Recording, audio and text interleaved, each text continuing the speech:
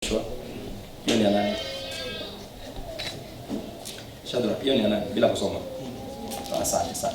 Thank you. Okay, thank you very much. Thank you. All right. So, Spora, please raise your hand. And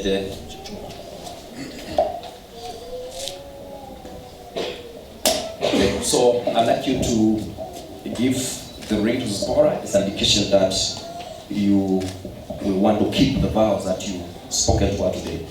Okay. So you can say after me, then afterwards nitakuongoza, nitafika mahali nikuache katikati ya mto. Kutoka hapo sasa teremka peke yako. Nitakuwa nimekuachia kwa mteremko, ni hiyo itakuwa ni gravity.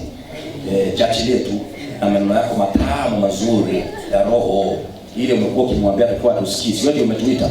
Haya. Okay, please look at our face and the hand on the hand too. Zipporah?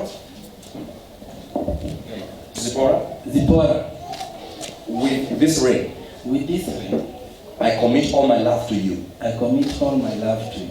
As I love the Lord, as I love the Lord, so do I love you. So do I love you. I receive you as God's gift to me. I receive you as God's gift to me. As God enables me, as God enables me, I will lead our home.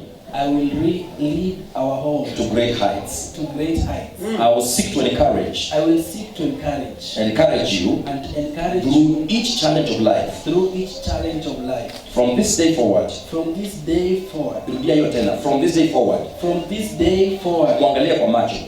All that is mine. All that is mine. Is yours. Is yours. Until death do us part. Until death do us part. Till death do us part. Rudia hiyo na sauti nzuri. Until death do us part. Asante sana, tumweke makofi. Asante sana. Asante. Mungu akubariki. Sasa anza kuweka pete na maneno yako mwenyewe. Tuga bwana, mwanaume ni kutuga. You're my everything to me. Wewe ndio chaguo langu la maisha yangu. Nitakupenda, nitakuhifadhi na nitakulinda katika kila hali zote za maisha. Na kila challenge za maisha tutazi overcome. Asante sana, asante sana. Wow. Mungu ameunda wimbo mzuri pale na furaha ya hiyo wimbo. Wanaume sio watungi wazuri. Lakini amenemeshwa. Asante sana. Wapi nduru na makofi watu wa Mungu? Zipporah, I want you to prove to this man that ladies are better composers than men. I will give you the first answer and I will let you do the chorus. Okay? Kasanta kamoja tu. Na wewe utaweka kibwangizo. Au sio? Haya, Shadrach, wachilia mikono, inua mkono bwana upewe pete. Asante sana.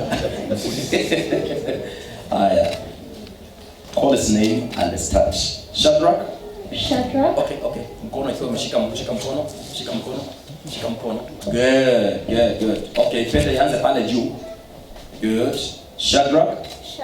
With this ring, I commit all my love to you. I commit all my love to you. As I love the Lord. As I love the Lord. So do I love you. So do I love you. I receive you. As God's gift to me. As God's gift to me. With the help of God.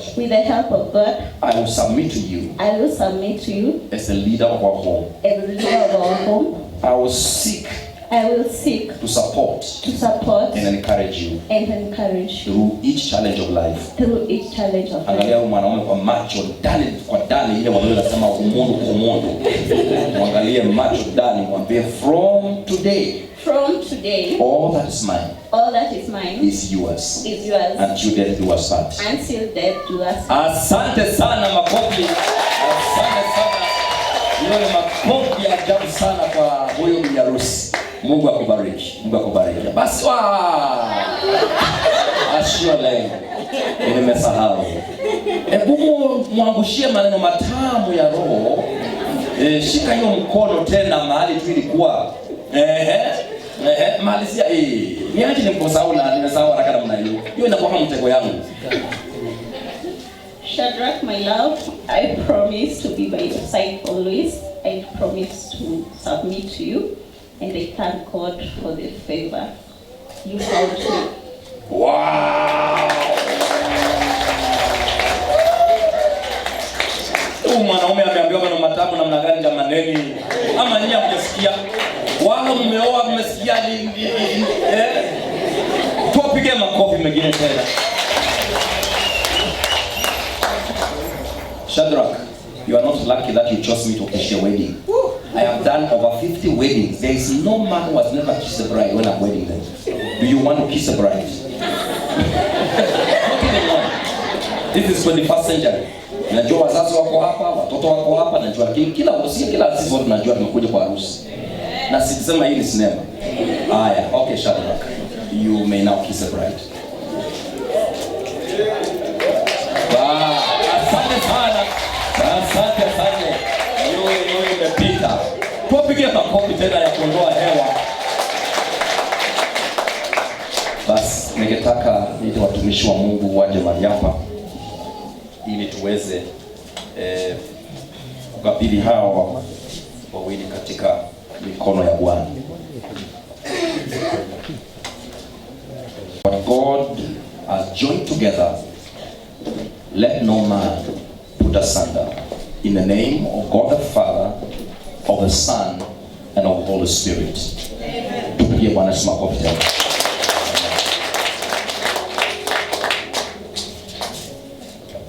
I want you to turn this one to pray.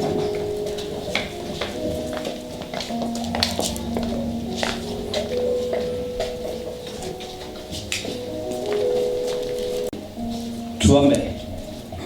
Asa isitwa ya Kristo toka mbe waku tena mubiana kutaia masani mambo na wo mundi nundu ni mudna tuibe kuketela ni kondo wa ndo maitu tena mubiana nundu wa tunenga kubikia ona kumteja mudukumi waku ulama mkulie ni kondo akuunganisha mutwano wo tena mubiana nundu tuimbe waku na engoma kumembe waku numbani ya kumwe na negone twamanengwa mokwibi wa numba nzao na nemani kama mutwano ni mudheu otondo kuilemea one ya ngai na ondo kuilemea one ya serikali ona ilatu ikalao yuni wao Kristo mwe tuna mubianu no amanenga kwitha kilungu dekema ona ukilio na ushindi ulaweka nao twane na wadhimo wangu ndo asie imetha makimanenga na mutwano ni mudheu na ngoya kwenda na kweyumia na neka na majambe la musi wo mwe Yesu kama oselele no kama kwati lile ne kondo moma mena bata wasi ndo nombani nyo ila mambi yanzao itena kendo ona mena bata ni kondo akwadhima na midhinzi ya siana mu ya Yesu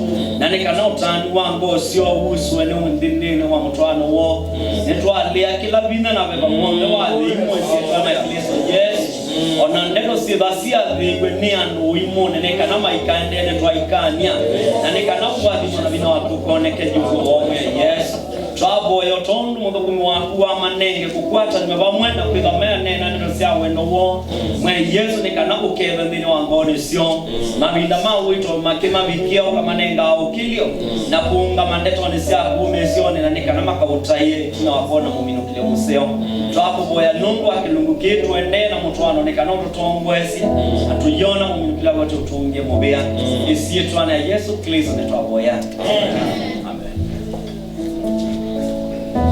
Mara tena Mungu uishie milele, twaja mbele zako tukisema ni asante ni kwa wema na fadhili zako. Asante kwa maana wewe unastahili. Hii ni siku ambayo umeitenga ili tukaweze kufurahi pamoja na Shadrach na Zipora. Wakati tumekuja kushuhudia ndoa ambao we Mungu ulianzisha hapo mwanzo katika shamba la Edeni, mfalme wa ajabu ulimuunganisha Adamu na Hawa. Hivyo basi mfalme wa ajabu tunaendelea kuendeleza kazi yako ambao wewe ulianzisha. Zaidi ya yote mfalme wa ajabu, huu ni upanuzi wa kanisa ambalo ni mwili wa Yesu Kristo. Ndiposa tukaweze kujiandaa ili kupambana na nguvu na falme za kuzimu. Kwa maana ni kupitia ndoa Mungu ishie milele ambao umetutia nguvu kwa utukufu wa jina lako. Tunasema ni asante kwa hawa wawili, mfalme wa wafalme. ni safari wameianza. Mungu uishie milele, tunaombea nguvu mpya, tunaomba neema na kibali katika ndoa, katika jina la Yesu Kristo, ukaweze kutembea pamoja nao. Tunajua hakika ndoa pasipokuwa na wewe Mungu Baba ni ubatili. Hivyo basi tunasema, mfalme wa ajabu, ukawe ndio umewaunganisha, ukawe wewe ndio wa kuwaongoza Baba, wakasikie sauti yako na kutii, wakatembee katika taratibu, mfalme wa ajabu, za kiroho. Ndiposa baraka zako Mungu wa Israeli ukaweza kuzimimina juu ya maisha yao Baba. Anapoanza na watabiria kila familia ambao inafaa mbele zako, ukawabariki na watoto, ukawabariki na mali, ukawabariki mfalme wa ajabu, hata katika kazi yako, ndiposa wakaweza kuwa vielelezo kwa utukufu wa jina lako Baba. Tunapoendelea tunakuachia ili ukashuke usukani hadi tamati, tukaweza kusema ni asante. Tunawabarikisha kwako mfalme wa ajabu, kwa jina la Baba, la Mwana na Roho Mtakatifu. Amen. Thank you very much. Asante wachungaji. Naomba mketi na Mungu abariki. Amen. Now you can. Amen. Thank you. Thank you very much. Thank you. We would like to guide them to sign the certificate. Sijui kama nataka uibaji ama mlikuwa na muziki yenu recorded ya kusign, so naomba mkose tujapa tuweze kusign.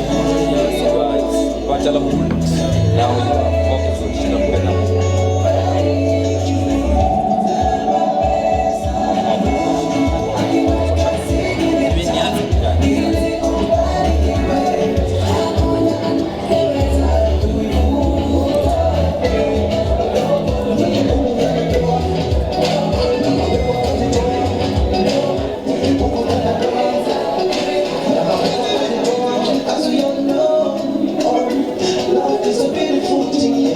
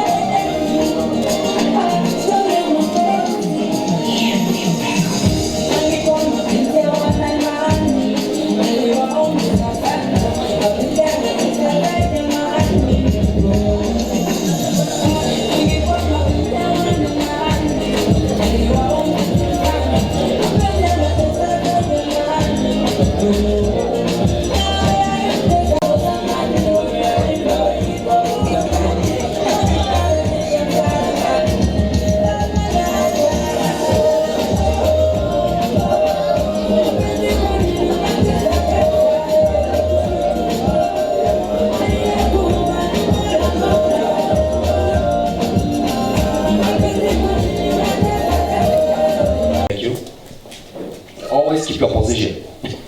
Amen. Makofi ya mabesti mapesikapo.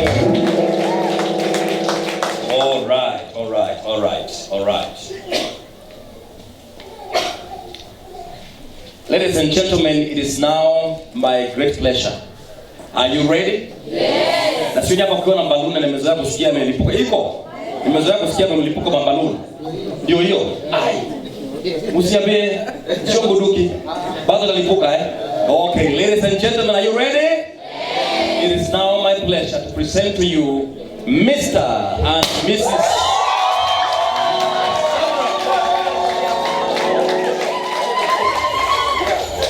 and Mrs. Shadrach Nyala. Amen. Thank you very much. And the Lord bless you because Shadrach and Zipporah have agreed today before this congregation and before God. I now pronounce them husband and wife. In the name of the Son and the Holy Spirit. The Lord bless you, the Lord keep you, the Lord guide you all the days of your life. It's now my pleasure to present you officially your certificate of marriage. Amen. Okay. Haya basi, asante. Hongera. Certificate of marriage, shika mkono pamoja sababu sasa nataka wapea cheti to recognize that you are now officially married. God bless you and congratulations. Wacha nipe nafasi muone anapeleka wapi. Wewe nataka rudi kwangu. Mpe nafasi. Naweza kupanga ya kwamba mimi ndio niko na file, lakini ni vile naona ni kwamba sasa urafiki umepungua, amepata mahali pema zaidi. Tupige makofi huyu dada.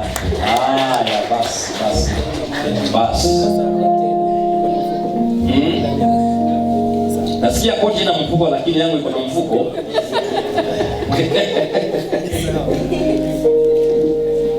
All right.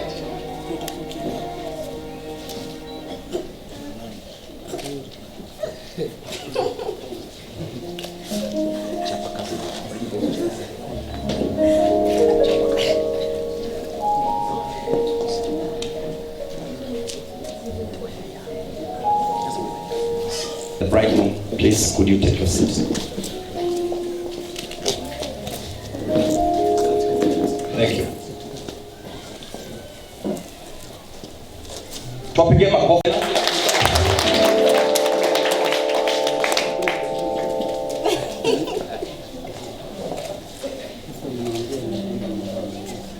Let me share with this new couple a few words of wisdom and grace to send them to their marriage.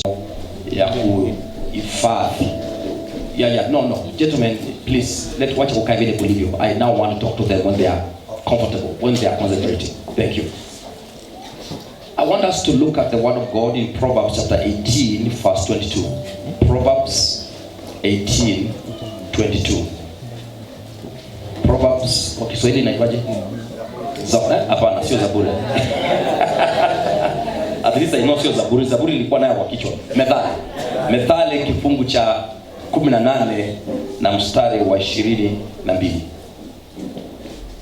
Biblia inasema kwa Kiingereza that he who finds a wife finds a good thing and obtains favor from the Lord. Ampataye mke upata kitu chema na upata kibali kutoka kwa Bwana. Pia pale Methali 19 mstari wa 14. Proverbs chapter 19 and verse 4. Houses and riches are an inheritance from fathers, but a prudent wife is from the Lord. Shall we pray?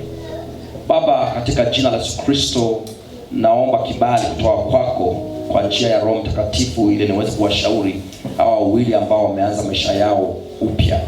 Na baraka zako usifikie hata sisi wale tumeoa kwa vyako, sababu Bwana wewe tunasahau mambo yanatusaidia kupitia neno lako. Nimeomba na niamini katika jina la Yesu Kristo. Tuseme amen. Basi siku ya leo ningependa nimzungumzie Shadrach na Zipporah. Na Bwana akanipa neno ili niweze kuwashauri na sio wao tu peke yao, lakini ningependa kushauri sisi pia wale ambao tumeoa. Nataka nizungumzie juu ya mke mwema, a good wife, a good wife. Biblia inatuambia kwamba mke mwema, a good wife is from the Lord, a good wife. Hiyo ni Proverbs, Zaburi, Methali 18 mstari wa 22. Pia hapo 19 nasema kwamba nayo mali, riches and wealth are from fathers, but a prudent wife, mke mwenye hekima. So tunaona hapa Biblia inalinganisha mke mwema utoka kwa Bwana. Pia inasema mke mwenye hekima pia utoka kwa Bwana. Na hapo tunataka nizungumzie, kwa sababu siku tunazoishi siku ya leo, utapata ya kwamba tuko na shida kubwa. Ukienda katika nchi za Marekani utapata ya kwamba 50% of Christians are divorcing. 50% ya ndoa ziko Amerika siku hizi, 50% utapata kwamba sio ndoa ya kwanza, wali divorce na kaoa tena.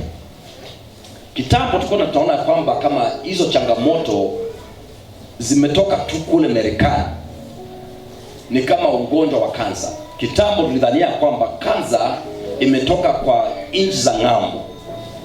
Siku hizi umeona kwamba ugonjwa wa kansa unatusumbua kama vile unawasumbua kule, kwa sababu wasomi nasema sasa dunia imekuwa global village. Sasa tumekuwa ni kama kijiji kimoja cha dunia.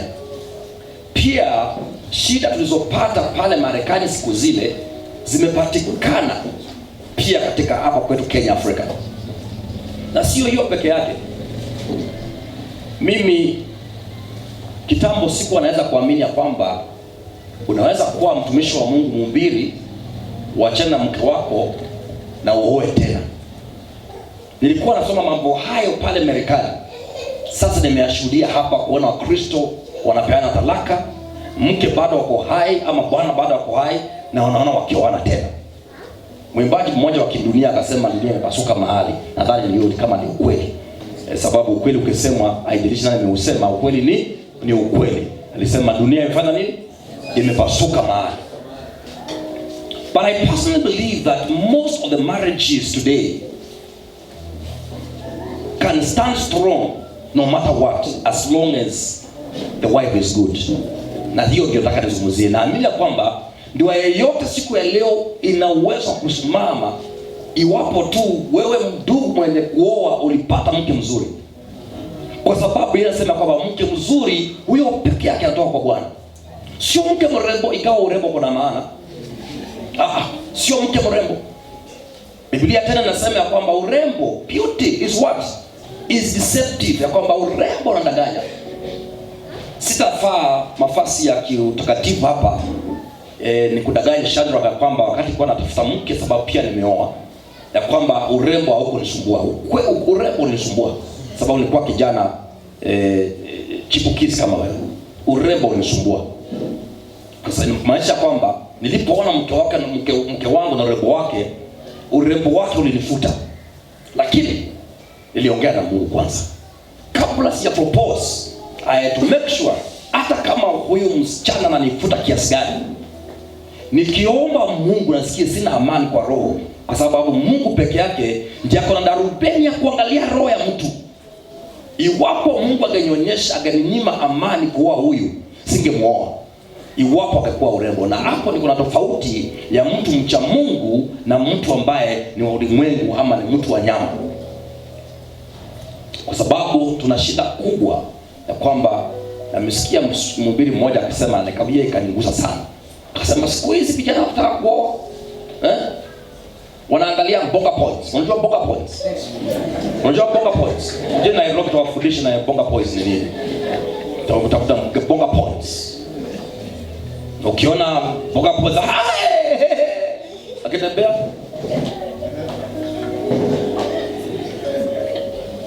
takwambia, unapoenda pale nyumbani utaona bonga points wiki ya kwanza, wiki ya pili, ya tatu. Mwezi kiisha, nakwambia ndugu yangu, upende usipende, bonga point yaanze kukusaidia. Asiwezi hata kidogo. Kwa sababu inasema kwamba beauty is deceptive. ndugu mcha Mungu lazima atambue kwamba mke mwema kutoka kwa Mungu. Na nawakia kwamba Mungu ako na uwezo wa kukuongoza upate mke mzuri. Na wale vijana tuko hapa na bana mjaoa, nataka uamini Mungu siku moja atakusaidia upate mke mwema. Sababu mke mwema analeta na pesa, na mke mwema analeta na sabuni, analeta na mafuta, analeta na manukato. Mke mwema huyo ni Mungu anapeana. Wale wema Mungu amefungia na store na akaweka kifunguo kwa mfuko. Wale wengine chukueni na kupitia boga point, chukueni bila mnataka kule kwingine, chukueni. Lakini wale wema Mungu amefungia. Na mimi naamini Mungu siku leo Shadrach, Mungu anakupenda. Alifungia Zipora. Akasema kwamba ni ule atakaye nitafuta nitampea huyu, kwa sababu huyu ni mke mwema. Mke mwema pia ni mke mwenye hekima. Basi swali najiuliza kwamba mke mwema ni nani? Huyu mke mwema, who is a good wife? Nani mke mwema? Ya kwanza, mke mwema ni yule anayemcha Mungu, is the one who fears the Lord. Because Biblia inasema kwamba kumcha Bwana ndio nini? Ndio mwanzo wa hekima. Ndio mwanzo wa hekima. Tunasema mke mwema ni mke mwenye hekima. Is the one who fears the Lord. Utapata ya kwamba isipokuwa ni kumcha Bwana, Zipora alikuwa ameolewa. Ungempata Shadrach isipokuwa ni kumcha Bwana. Huyu dada katufungulia kitabu chake cha roho, atuonyeshe wale wa ndugu na ndungu, na tofauti ya ndugu na ndungu wamepitia katika maisha yake. Ndungu wakapita na ndugu wakapita. Akakufungulia kitabu cha roho kuonyeshe wale ndungu wamepitia. Unajua tofauti ya ndugu na ndungu?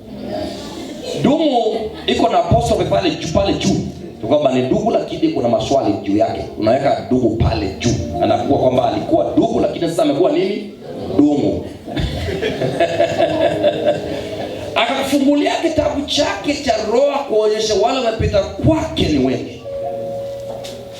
Nalimuuliza tokio katika wakati wa ushauri, kwa nini wakataa warefu, wafupi, wanono, wembamba? Bwana kuna sambuli yote. Alibia kwamba sikuwa na amani katika nafsi yangu. Ni huu Shadrach tu niliomba nikasikia ndani ya roho yangu kuna amani. Kwa sababu mke mwema umcha Mungu, one who fears the Lord. Jambo kushangaza ni kwamba surprising, hata walevi wanapotaka kuoa wanaenda kanisani. Wanajua kwamba wale wa kanisani ni bora kuliko wale wako nje. Wana chochoko imeacha ulevi tu. Imeacha ulevi. Imekuja kanisani. Mwambia basi. Kwa uni ni unywa. Wale amuelewi hiyo Greek. Kwa sababu person imeacha ulevi. Hatutaki uache ulevi, tutaka uokoke. Yeah. Baadaye unajaribu kuona dada alikuwa anaiba kwaya lakini anaenda kungojea kwaya ikiisha ako pale kwa gate waende pamoja. Siku hizi anakuja kanisani.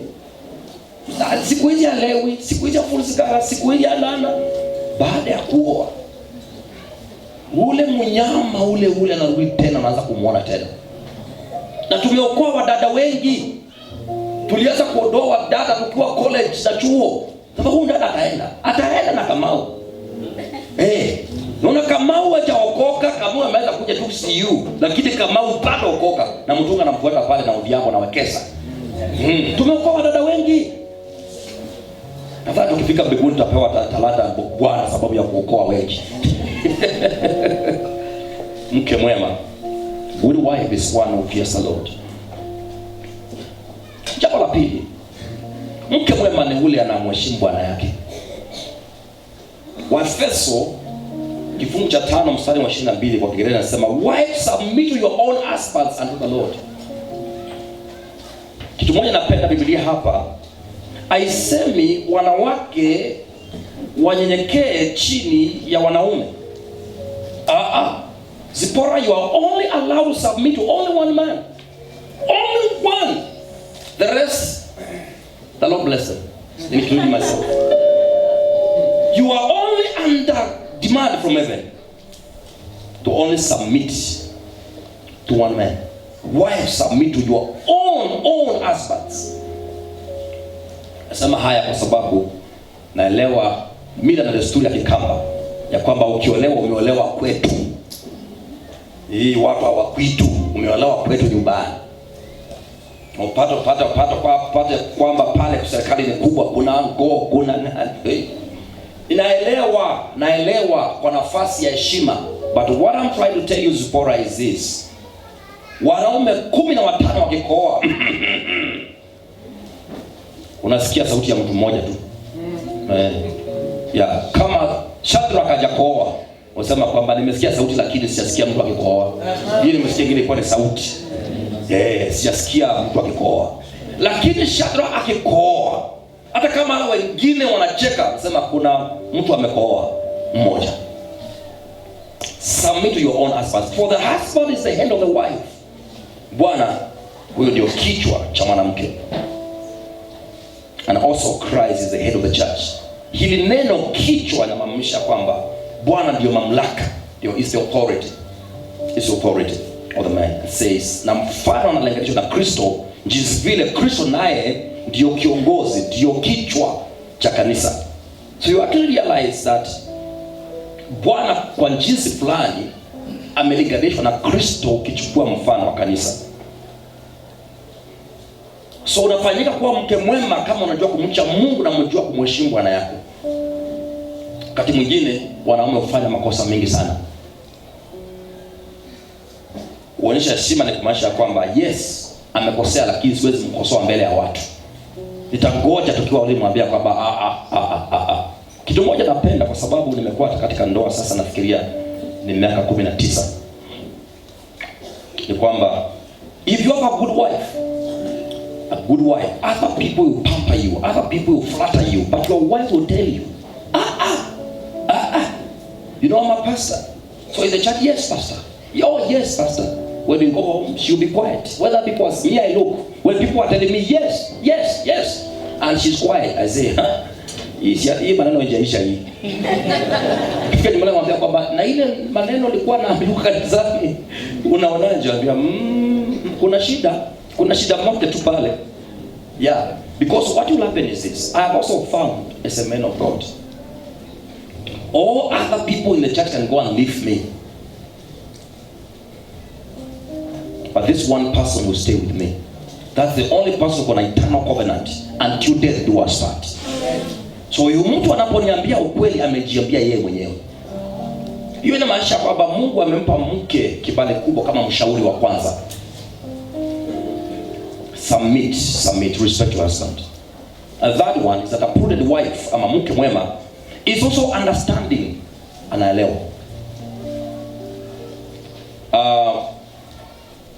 Wanaume wengi, most of husbands, na kule jamii zimefaulu, is that men have tried many things. I've tried many things even as a pastor. I've tried businesses. I've tried many things. Some succeed, others fail. The only thing that I want, kitu nahitaji kabla sijaanza, ni nipate baraka yake niambia, no, please go ahead and try. Jaribu endelea. Na kitu umechangaza pia ni kwamba, nina vitu nyingi pia nilianzisha akiwa amekataa. Yeah. Nataka kuambia what happened. Ikanishangaza. Most of the things I'm saying hapana, hii nimeamua kama jogoo ya hii boma nimeamua. Hii biashara hii lazima ianze. Siku moja nimepata maono ya kwenda kupanda passion fruit pale nyumbani kwetu. Tuko na mto karibu, nikanunua jezeta kuchapa maji na nikaweka passion fruit na nikapata mahali ya kupeleka passion kwa wingi. Nikapata passion 1200 miti 1200. Nikapika hesabu nikaona hapa ikianza kuimbuka. Yeah. Minimum kwa mwezi ni 100,000 kulingana na hesabu ya vile nipata kwa factory moja ya matunda. Mama kaniambia fruits are very sensitive. Na wewe uko busy, mimi nakujua. Wakati wewe mimi ni mchungaji bado nasomesha. Naambia nimeongea na ndugu yangu. Yeye kazi yake ni kuangalia matunda na ako na mshahara. Mimi naona mtu ana shida. Sianze na kidogo tuone tu ile kidogo. I like it big. I like it big. Me when I go big way. Lakini mimi naona ama ungeanzisha na kitu Mimi nataka passion fruit. Hiyo nimepata biashara yake. Wewe kama kuna kitu kingine, shamba bado iko, wewe uanzishi. Bas. Mimi nikapandwa, mashimo kashikwa. Nikanunua, nikaenda kwa Karen, nikanunua best adapt ya kwa dapo climate ya kwetu nyumbani. Kapanda. Baada ya miezi 6 siku moja nakuja nyumbani, kakuwa kwamba miti imeharibika. Naenda tu kujipatia shughuli tu, nisijao tunachapa. Lakini matunda ilikuja ikapigwa na mdudu mwingine sijui inakanya, kuna kitu kilipatikana. Ndugu yangu wakati akaenda safari, what ya kupiga dawa wakati uliofaa, matunda yakaribika. Karibu yote. I was so angry with my brother, I was so angry with myself, I was so angry with the insects, I was angry with everybody. Mama akaona siongei mambo ya matunda sana. Ilikuwa kila wakati nikienda mwambie, imekuwa sasa tunaanza kutoa maua, sasa imeshika, nimeongeza mbolea kiasi fulani, fertilizer fulani. Kaona nakuja siongee. Akaniambia, matunda haijaiva, ijakuwa.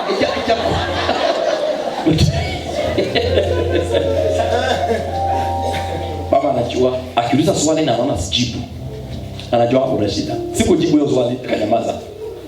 Siku nyingine nikaenda. Nimekwambia, umeanza kusupply matunda kule kwa factory. Nikanyamaza tena. Hiyo story vile inaendelea naweza kujimalizia, lakini mwisho wake haukuwa mtamu. Sababu hiyo nilipoteza yote, karibu yote. Na sio hiyo peke yake. The only thing I like is that mke wangu alinielewa. Kwamba mwanaume mwenye kufaulu ni mwanaume mwenye kujaribu vitu nyingi. Lazima nipewe uhuru wa kuanzia vitu zingine zifaulu, zingine zianguke. Hiyo ndio mwanaume, ni kushika chapa kazi kama Peter Kenneth. Mwanaume ni nini? Ni kuchapa kazi. Mwanaume ni kuchapa kazi. So the only thing is, if kila kitu ukishika pachana hiyo unaacha. Kikuza ingine hiyo hata si hiyo na kwetu nyumbani kule nimezaliwa unaacha. What will happen? Amutaenda mahali. When you are going somewhere, juzi wiki nilikuwa tunaenda Karen mahali. Karen kwa bishop mwingine rafiki yangu alikuwa ametualika. Nishaenda hapa na mmoja lakini nikapotea. Na mama kama anajua kwamba mimi kama nimepotea napenda kuelekezwa pole pole. Nikipotea nataka niekelezwe pole pole. Napiga sema niko nyuma ya mti. Naambia usilete hiyo simu niongee naye, namwambia niko nyuma ya mti, chini ya mti. Nichukue right, then left, then left, then right, then left. Mwanaume anaelewa tu only 3 points. Ukiweza kumweleza, mwambie turn left, turn right, turn left. Ukiongezea left ya 4 amepotea. Hiyo ni kawaida ya mwanaume. Surprisingly, nilipotea mara kadhaa na mama aniulizi kitu, anangoja tu wacha tu apotea mpaka apate barabara. Nikapotea, baadaye nikaipata. Kaniambia nilijua tu. No. Before that, when you are coming back, this is what she said. I will never forget this place. So, nikamwambia even me, hata mimi sawa tena. Because I knew that she was pissed off. Sababu kama yeye anajua kama ningepewa hiyo simu, yeye anaanza kuambiwa turn left, baada hiyo mti enda chini, then panda, then turn left. Mwanamke ana uwezo kuchukua hata kona 7. Ana uwezo. Ako na hiyo uwezo. Why sikumpea simu? Sijui kwa nini sikumpea. Ni ukichwa tu mangaya mwanaume. For the point nazungumzia ni kwamba surprising alinielewa. Sababu hiyo ni mambo tumechapa kupotea, kurudia barabara, baadaye kuchukua eleza mama. Uketani hivyo unapitia ile nyingine, unapita, unarudi nyuma, unakuja tena pande nyingine ya kando, alafu gate iko tu hapo. Na atupotee. Tunajua kuna vitu mwanaume anataka kusikia kwamba anaongoza. Kuongoza ni kuongoza. The point is this, a prudent wife is understanding. Unaelewa tu kila mwanamke lazima ajifundishe kuelewa bwana yake. Kuna jamaa mmoja kule kwetu kijijini alikuwa anaitwa King'ang'i. He was a giant, heavy man, tall man. Alikuwa mtu wa banki. And we wondered, mtu ataoa nani? One day akaenda kachukua msichana kadogo akaoa. Akasema, "Kai. Kaka anajua King'ang'i." Surprisingly, King'ang'i was beating everybody of the village except his wife. Everybody, kwa kiona King'ang'i unatoka barabara, apite.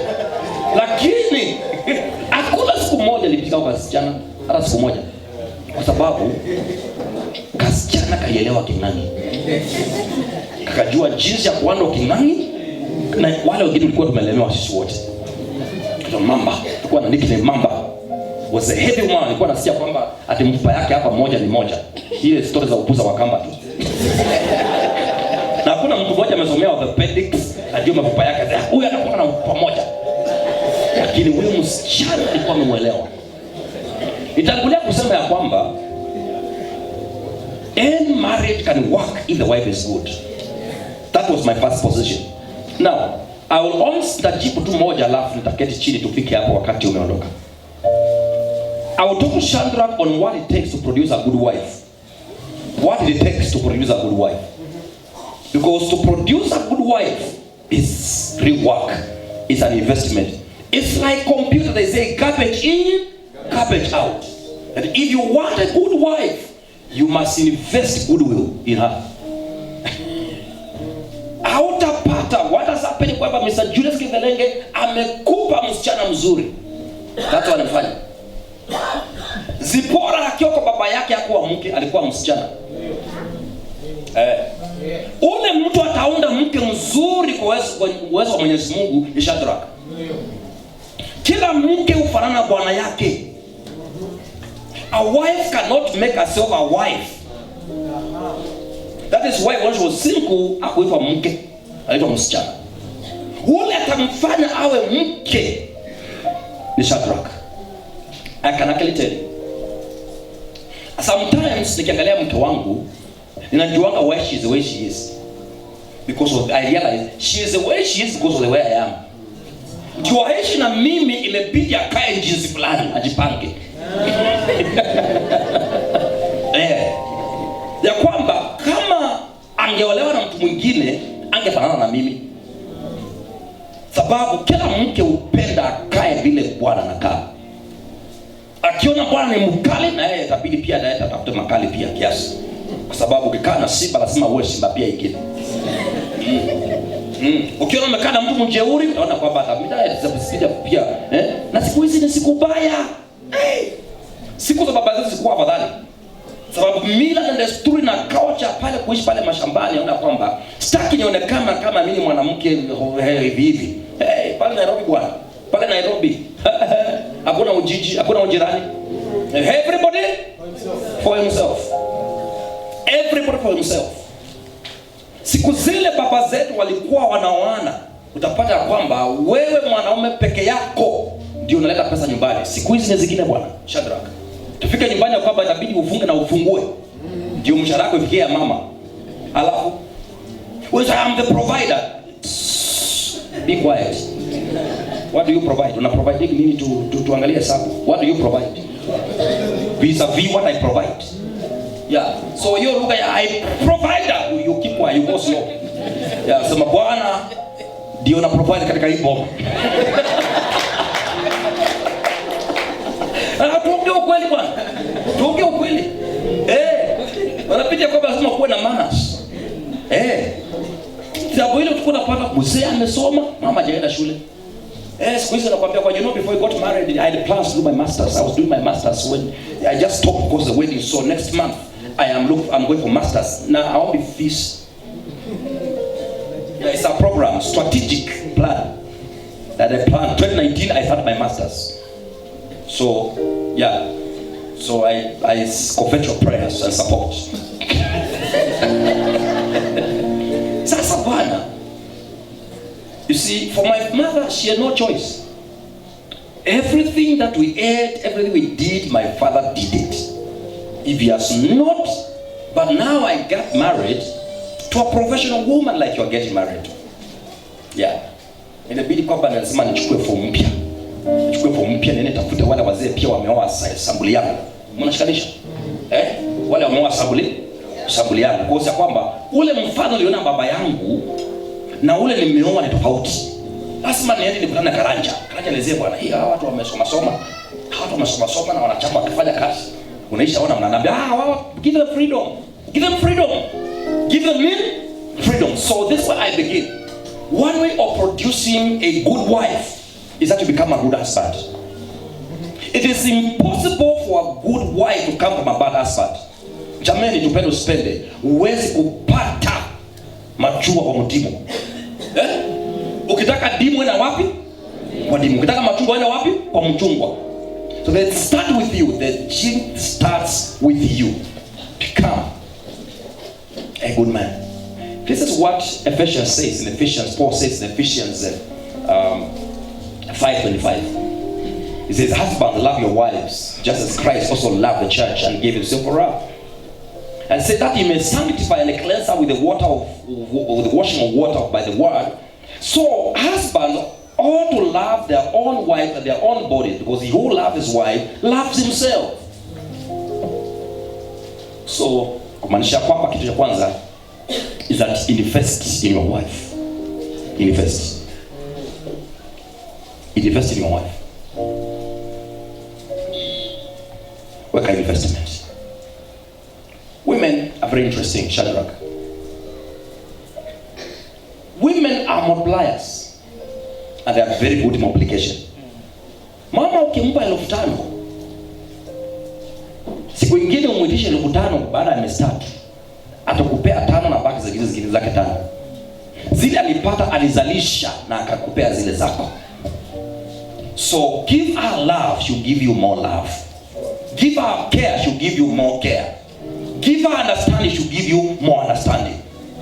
Give her peace, she'll give you more peace. Give her joy, she'll give you more peace, more joy, more. Whatever you give her, she'll multiply, give you back. You give her one, multiply, give you more. Same way. Give her problems, she'll multiply, give you problems. Mpe uchungu, she'll multiply. Kuna yawa jima sababu kwa mama. Kusema ukweli, Mungu ni mwaminifu, anafunga watu macho wakioa. Hiyo neno is loaded meaning. Kama ile yako niambia kwamba I knew when mama said sitasahau hapa bali tena. Nilijua. I'm harvesting what I planted. She's telling me hujawahi badilika. Next. Yes. Give her more. Give her something. She'll give you more. So I challenge Shadrach and all of us that are married, wale tumeoa, invest. To produce a good wife, you have to invest. Shadrach, I have no shame to tell you, I have invested in my wife. I've invested a lot of money, a lot of my time and energy. I told her, nilimwambia kwamba mimi nataka uwe kile uliota kukua. Kama uliamini siku moja utakuwa daktari, wewe utaniambia umefika. Nitainvest kwako. Akasema ndani ya msichana is a good wife. The potential is there for a good wife. Sasa ni jukumu lako ufanye huyu msichana. Umepewa na baba Mr. Julius Kibele, amekupa huyu msichana. Out of her, produce a good wife with the help of God. Na sio wewe peke yako, ni sisi wote ambao tumeoa. Bwana tupe hekima, atupe maarifa, na atupe kibali ya kulinda wake zetu na kuinvest mambo mazuri. Ningewakorogea mambo mengi sana iliyo ndani yangu kuhusu ndoa, lakini kwa sababu ya wakati, tuokoe wakati, naomba nifike hapo. Tuinamishe vichwa vyetu tuweze kuomba. Baba Mungu mtakatifu, Muumba mbingu na nchi, na kushukuru kwa sababu siku ya leo mchana katikati umetubariki kusanyika mahali hapa kwa ajili ya Zipora na kwa ajili ya Shadrach. Nimeombariki na kuwasaidia, na sisi tuko hapa Bwana, tubariki pamoja na wao. Sasa kama kanisa lako la mwili wa Kristo tunawaitishia baraka. Tumekusanyika hapa na tisha baraka juu ya maisha yao. Jinsi wametualika tuwe baraka katika maisha yao. Tunanena baraka katika ndoa yao. Na hivi Bwana, kama mtumishi wako nakabidhi kila ndoa iliyo mahali hapa mikononi mwako. Naomba sisi sote tusaidie, tulioleka, tuliooa, Bwana tusaidie kujenga jamii kulingana na mapenzi yako. Na wale ambao Bwana wako na uchungu, wameumia katika maisha ya ndoa, wale ambao ndoa zao ziko katika